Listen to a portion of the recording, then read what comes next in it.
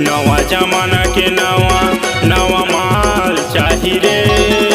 नवा जमाना के नवा नवा माल चाही रे। अब करे टाइम पास एक मोबाइल चाही रे। अब करे टाइम पास एक मोबाइल चाही रे। नवा जमाना के नवा नवा माल चाही रे। नवा जमाना के नवा नवा माल चाही रे। अब करे टाइम पास एक मोबाइल चाही रे। अब करे टाइम पास एक मोबाइल चाही रे।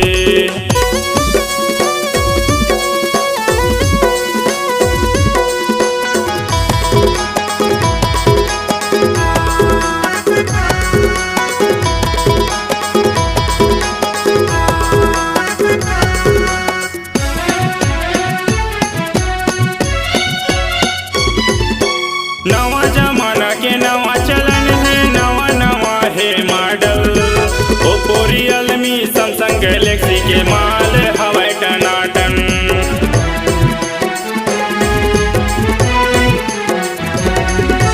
नवा जमाना के नवा चलन है, नवा नवा है model. Oppo Realme Samsung Galaxy के माल हवाई टनाटन। ओप्पो रियलमी सैमसंग गैलेक्सी के माल हवाई टनाटन। मोबाइल कंपनी वाले ला धन्यवाद जाहि रे। मोबाइल कंपनी वाले ला धन्यवाद जाहि रे। अब करे टाइम पास एक मोबाइल चाही रे। अब करे टाइम पास एक मोबाइल चाही रे।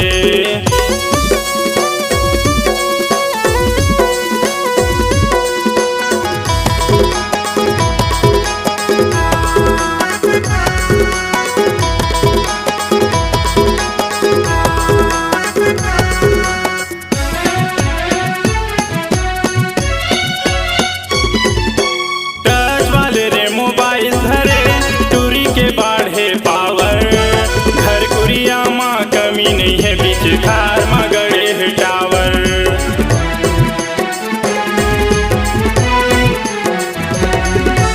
टच वाले रे मोबाइल धरे टूरी के बाढ़े पावर।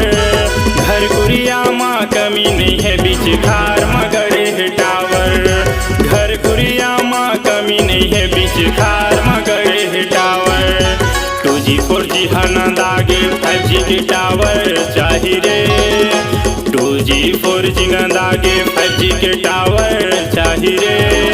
अब करे टाइम पास एक मोबाइल चाही रे। अब करे टाइम पास एक मोबाइल चाही रे।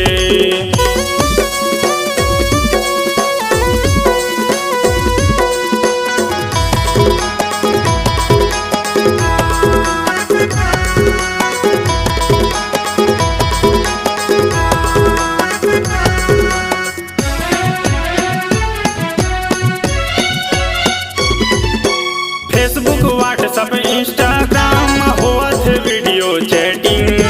नवा नवा आईडी बना के कर ले रे बाबू सेटिंग।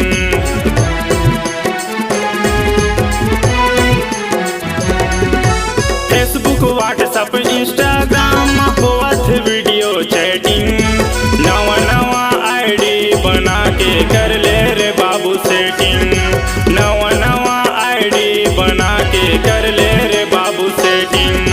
बलराम साहू का है गर्लफ्रेंड टूरी दिल वाली चाही रे। बलराम साहू का है गर्लफ्रेंड टूरी दिल वाली चाही रे।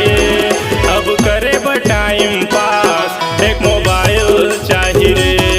अब करे टाइम पास एक मोबाइल चाही रे। नवा जमाना के नवा नवा माल चाही रे। नवा जमाना के नवा नवा माल चाही रे। अब करे टाइम पास एक मोबाइल चाही रे। अब करे टाइम पास एक मोबाइल चाही रे। अब करे टाइम पास एक मोबाइल मोबाइल चाही रे। अब करे टाइम पास एक मोबाइल मोबाइल